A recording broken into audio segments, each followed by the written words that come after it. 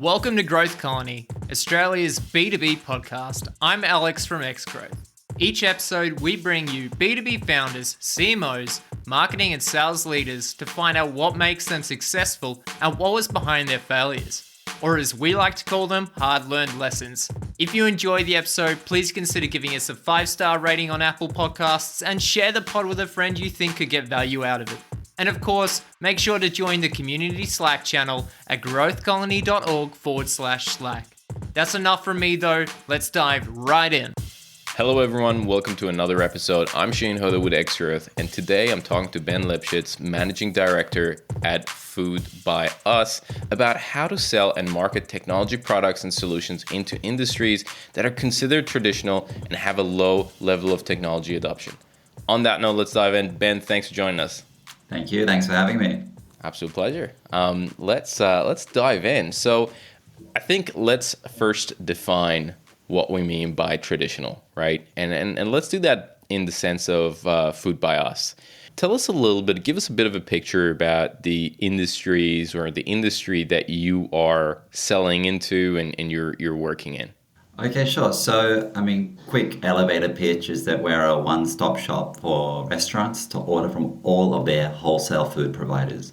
So we're sort of like an aggregator. We bring all of these wholesale food providers together, and then a chef would come in and order from meat, seafood, fruit, veg, you name it.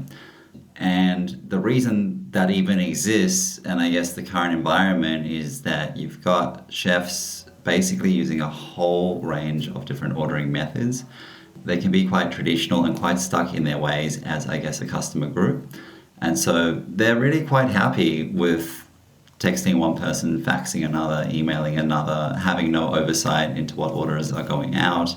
And chefs often work in teams, and they just don't really see it as a problem that, Ben can order from that one supplier and a different chef on the same day could order literally from that exact same supplier, either doubling up or not really aligning.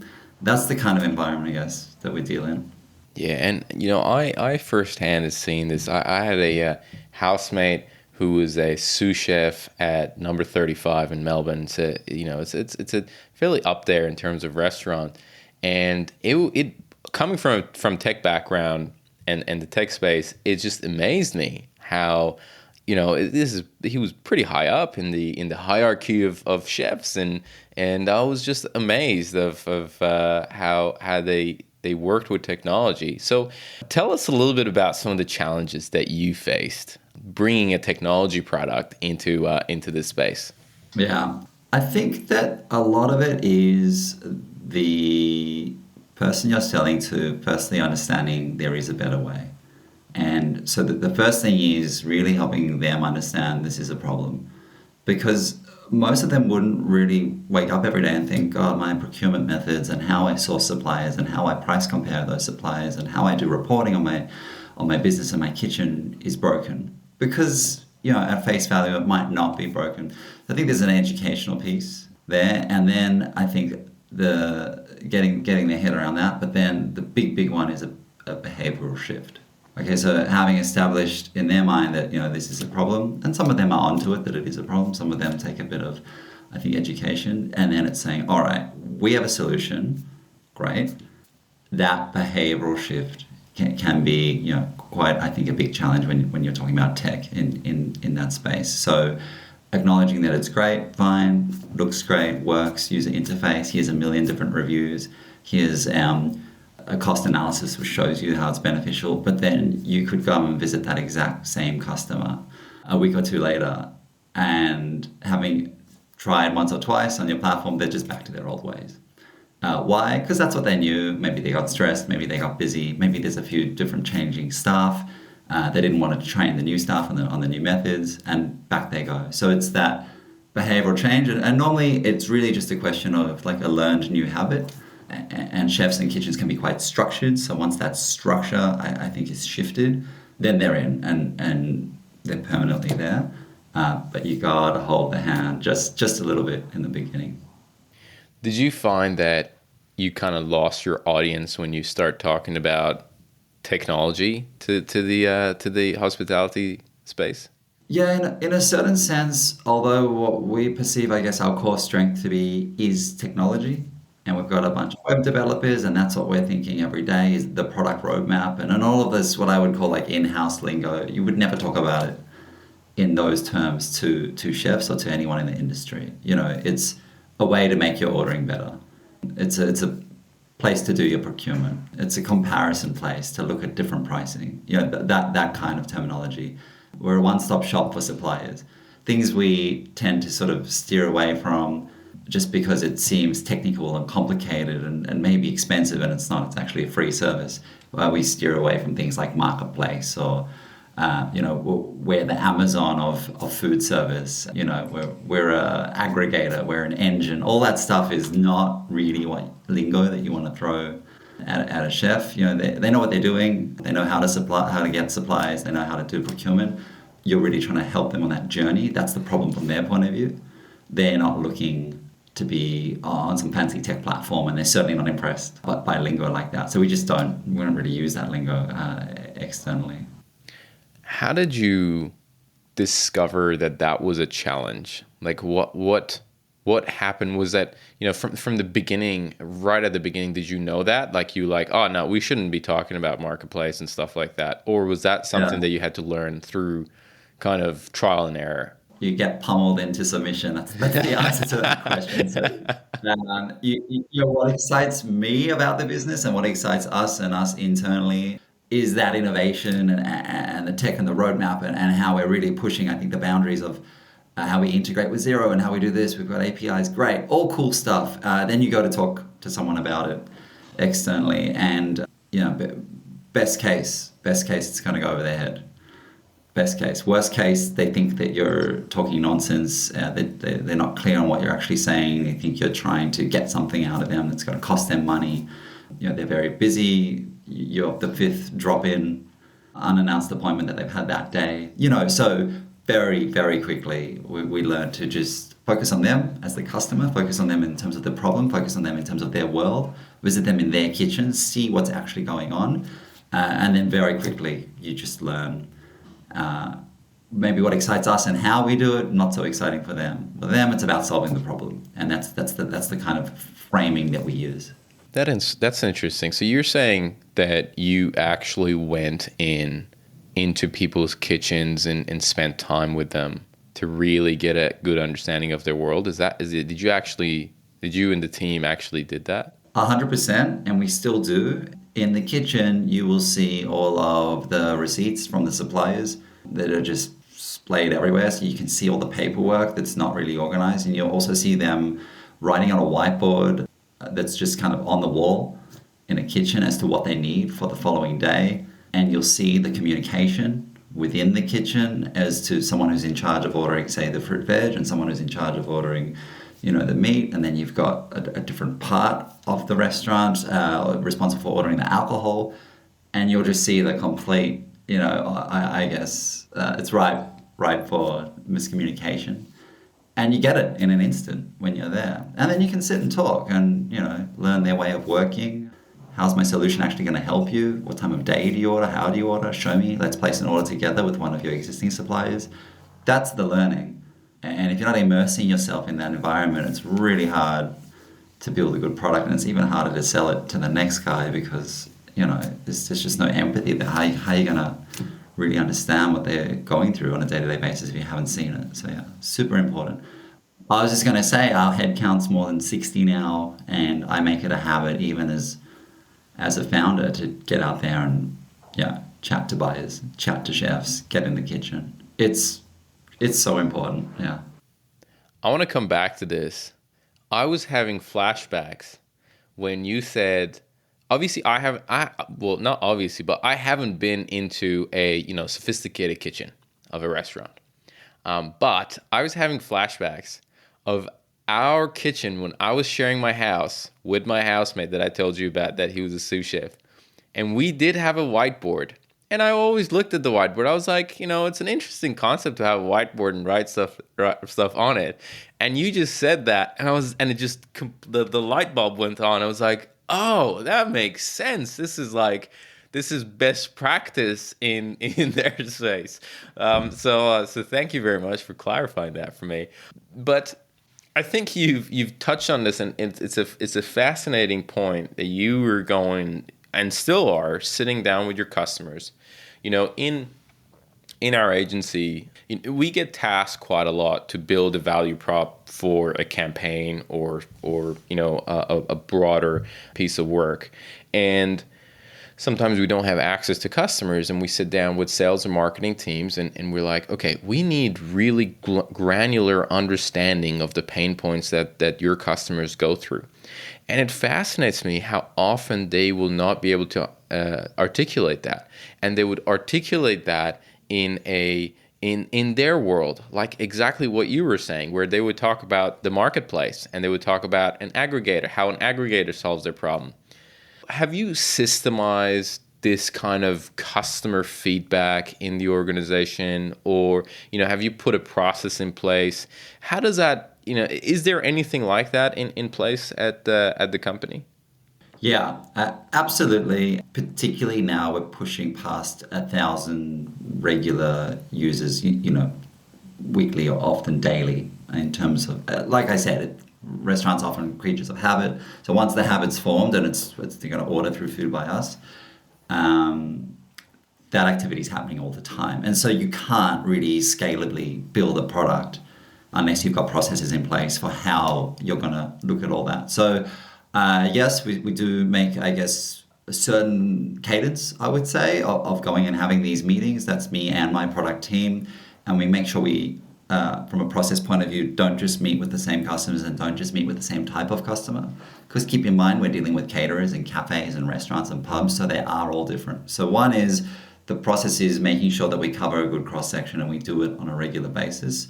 Then the second part is, what are we actually asking them about? Are we just handing them a phone and saying, show me how you use it, so that we're just kind of looking for where there might be blocks? Or do we have a product idea and we want to show them mock-ups and actually go through, hey, we know you're having this problem, this is what we're thinking of doing. So the process is quite structured. You're not just going and having chat. But then there's a third part, which is, I would say, we augment a lot of that qualitative data with all of our website analytics. So we are looking at where people are clicking, visiting, where they're dropping off. Are there certain features that we thought were really cool, but the way that we've built it in terms of how it looks or feels, they're not actually interacting with it enough. And so we layer that on top of, I think, the more sort of qualitative micro research, and then we'll come together as a product team, usually quarterly, and hash it all out. But we're too big now, I think, to just go out and kind of wing it in how we're dealing with the chef, and the problems are too nuanced to just kind of hope that we get there. Yeah, I love it. I think that is a system a lot more companies need to incorporate in how they do kind of customer discovery and getting a better understanding of the customer. One of the things that you talk about is you've tried to build the company and the company culture around the customer, and we've touched on this a little bit, but can you elaborate a little bit more on that? What do you mean by that? So we like to say the customer's voice is the loudest voice in the room. And I think what we're really trying to say is there's a lot of competing needs. There's what I as a founder think, how I'm trying to build the business, where I'm trying to take us. And I'm also, we've got a board, we've got investors. So there's that element of it. And then there's internal sort of salespeople wanting to do certain things and how they're trying to obviously grow our footprint and operational challenges and what ops wants. All of this is coming together. So there's a lot of voices in the room. And like any startup, limited resources. So we'll always say, okay, what is the customer saying about this problem? How big of a priority is it to them? How do they want it fixed? Are any customers leaving or considering leaving because of what we're trying to talk about? That anchors everyone, I think. And then a lot of it kind of around that, people will quite quickly drop away. Even me, I'll sort of realize I want to go there, but I'm realizing, this is a more important problem, it's a higher priority because the customers are sort of talking about it. And I think it sounds fairly obvious, and like a lot of businesses, they want to say they're customer focused, but when you're a high growth startup and you've got so many competing needs and so much opportunity, you can quite quickly, I think, get confused about what the priorities ought to be. But not when you focus on the customer. It becomes quite sharp, particularly when you're dealing with chefs, They will let you know. I'm not Very happy. So, quickly. Very yeah, quickly. yeah, I like that. I remember, you yeah. talked about, the Amazon of this and the Amazon of that earlier. And I remember reading about how Amazon does it as well, where you talked about board and how they in there. I don't know if you've heard of this, but I can't remember where I read it, but at Amazon in all the board meetings and the leadership meetings, there's one chair that is empty, right in the middle of the table, and that's the customer, and it resembles it's supposed to be for the customer, and it gets pointed at. So I love that. How have you reconfigured the kind of lead generation in the sales process? I mean, we're kind of moving into that direction. How has that changed throughout the kind of life cycle of the company as you've become more focused and more aware of the customer needs and some of the challenges that you faced? How has that changed? I think it evolves based on your understanding of the problem you're trying to solve, and then also where your technology is at in being able to solve that problem. So I'll give some examples. So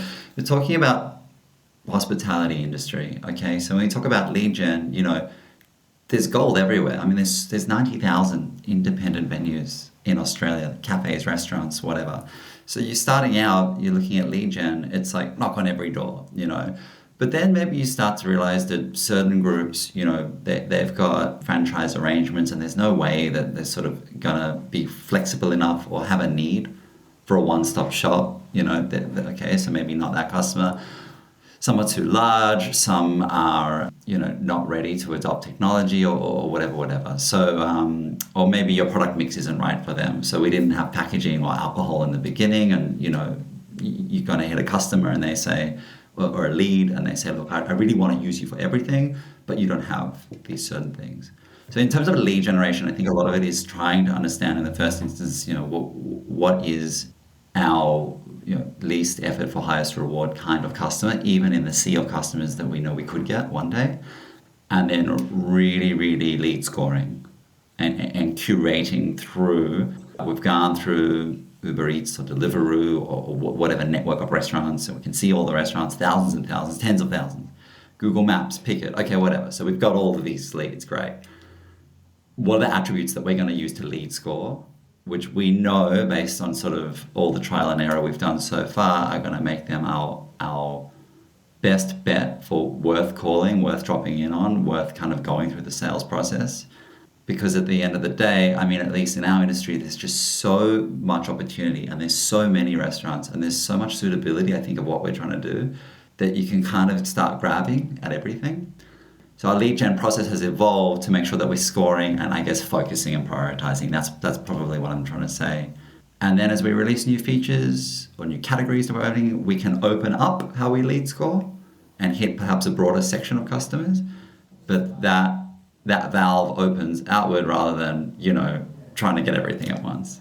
Got it. Okay. Love that. So basically you've gone even further niche than just quote unquote hospitality vertical. Is that right? I think you have to, because yes, I mean, if you look at our industry size, just ignoring QSR, so ignoring quick service, that's McDonald's, KFC, we'll never service them. That's fine. So we've still got $20 billion in terms of wholesale food purchased by independent venues every year, and 90,000 of them. And this is just in Australia. Okay, that's a lot. So yeah, hospitality industry, but within that, so important to identify who you're actually helping and with what you've got today. You can evolve your product over time and reach into new customers and all that. But, certainly in the beginning as well, we were just kind of going up the food chain, down the food chain, like trying to sell every which way. And it's a bit of a land grab, and it's fun, but you want like a solid customer set, and you got to really find the right product market fit in the beginning. So yeah. Got it. Was that the biggest challenge from a product market fit in the early days for you and the company? It was I think working out quite who we're suited for, and then tailoring our lead gen and our sales process around that and being patient to not, go for all the big fish straight away was definitely a challenge. I would say being technology and marketplace experts, but coming into wholesale food procurement, that was also a challenge. Just learning that learning process of really understanding what the product needs to be, how it's helping them, and then adapting your sales approach around that, I think was quite a big challenge in the beginning. We had a lot of, I think, learning and catching up to do. And now we're sort of there, and we can point our skill set, our tech and all that in the right way, in the right direction. But in the beginning, you're coming up with features you think are cool, and it's not quite meshing yet because you're not an industry expert yet. And so some of those initial launches of features and how we sold was just like a flop. And we thought it was cool, but yeah. Yeah, and then you bring it up to an industry expert, and they're like, "Yeah, nah, we will never use that." And you're like, "Oh my goodness, all that work." Or I mean, yeah, they won't use it, or maybe they say that's not as important as this other thing that you're just not doing. Like you're giving me the bells and whistles, but point one is, this feature is just it's not even there yet. So yeah. Got it. Now, Ben, I have a couple of rapid fire questions that I want to ask you, but before I kind of get to that, is there anything else with regards to selling into the traditional traditional vertical, or product market fit, or kind of building a culture around the customer?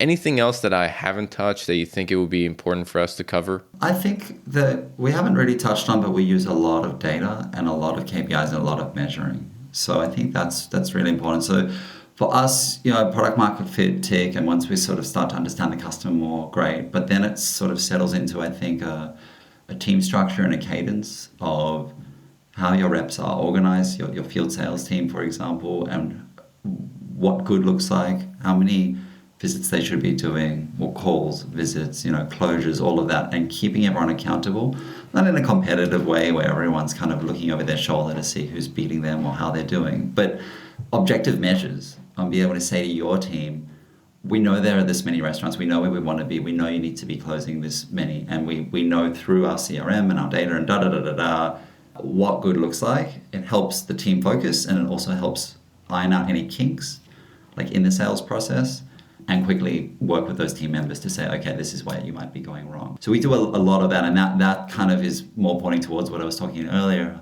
about scale, where we are very focused on the data and making sure that each team member can get where we need them to be so that the broader company is hitting goals. Otherwise, it can unravel, really, really quickly.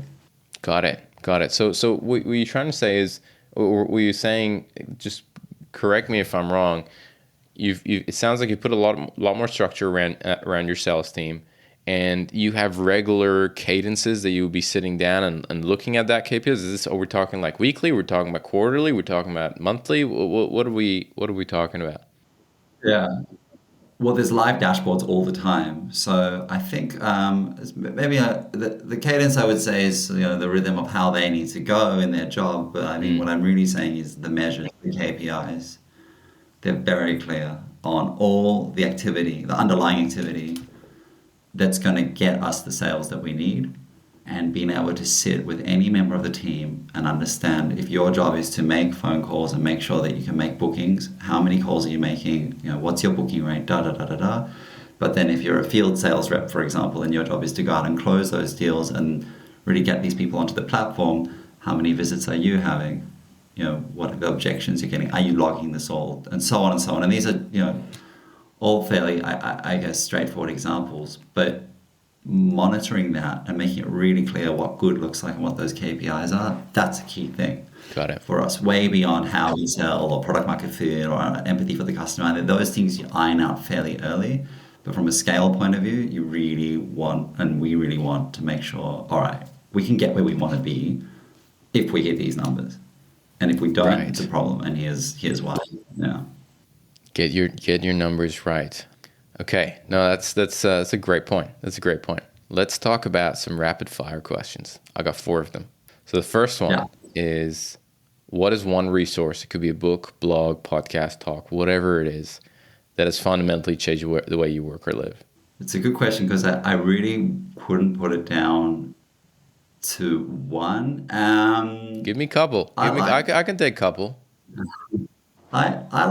I guess I like a lot of different podcasts, and I in particular like to hear stories of how other entrepreneurs have done it. So How I Built This, Guy Raz is obviously really popular. I think a really, really good podcast. And I think Tim Ferriss has some really, really interesting stuff as well. Anything, and biographies and things like that. There's a lot of, Walter Isaacson is an author I read a lot who's done some really, really cool biographies.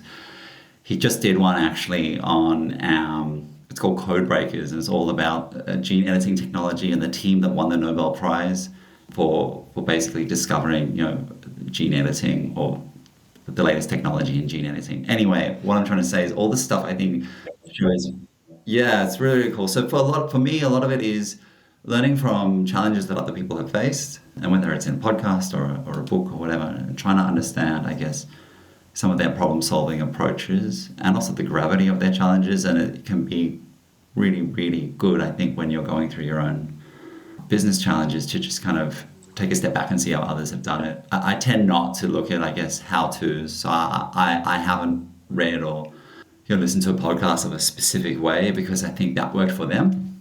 And so I tend not to sort of look at like skills-based things where it's like, well, this is how you sell, or this is, because it tends to have worked for them in that situation. And whilst you can glean some messages and learnings from it, I think it runs the risk of saying, well, we'll just do that in our business, Yeah. I hear you. It has worked for them at that time of the business, at the size that they were, in the environment that they were, and it's very risky to kind of try to replicate it. Question number 2 is, if you could give one advice to kind of B2B marketers and salespeople, but also on a leadership scale, what would that advice be? Definitely solve the problem. Solve the problem. B2B is all about this other business really trying in their own way to do what they're doing. They've got a very acute, real problem. Okay, it's not like B2C where it could be based on trends. It could be based on, what's in fashion or popular or whatever. In B2B, I think you've got to really empathetically understand that business and everything that they're going through. Step one. And that can be really, really hard. But they are not going to like it. They're not going to buy it because they like you. They're not going to buy it because it's popular. They're not going to buy it because the business next door is using it. Just forget it. Totally throw that stuff out the window. Yeah. All right. Love it. Number 3, what are some of the influencers that you follow? I feel like you already mentioned a few. Is there anything else that comes to mind? Yeah. I love those podcasts that I mentioned. Another few podcasts I listen to. I really like Sam Harris. Very, very interesting, sort of can get quite deep and introspective, and I quite like that. So he's got some interesting sort of intellectual pursuits and how he looks at things. Yeah, I would say those are the major ones. And then also just talking to other entrepreneurs, I think, is always really, really helpful. So yeah, I keep, I think, a broad and open network of different people doing different businesses and just bouncing off them. Like, no one, I think, understands what you're going through more as a business than like other business owners. So yeah. Yeah, I think we did touch on that a bit earlier with regards to working after dinner, but no, that sounds good. Last one is, what is something that excites you about B2B? I think the best thing for me about B2B is you're solving a real problem. You're really, really contributing to how other businesses run, and because those businesses run better, everything runs better. So there's a very real, tangible benefit and a good feeling you get at the end of the day, knowing that your product or service really, really helped that person. So I also like that B2B kind of operates behind the scenes. It's not about sort of being big or popular or I guess getting the most notoriety. For me, you're sort of helping other businesses be their best business, and I really like that concept. It's something that I identify with. Yeah, love it. That's awesome, Ben. Those are the questions I want to ask. I think I really enjoyed our conversation. I think there were some really amazing golden nuggets that you dropped there. And I'm pretty sure that a lot of our audience is gonna enjoy it as much as I did. So thank you so much for coming on the podcast. Thank you. Thanks so much for having me. Thanks so much for joining us on this episode. If you enjoyed it, please consider leaving us that 5-star rating on Apple Podcasts and sharing the pod with a friend.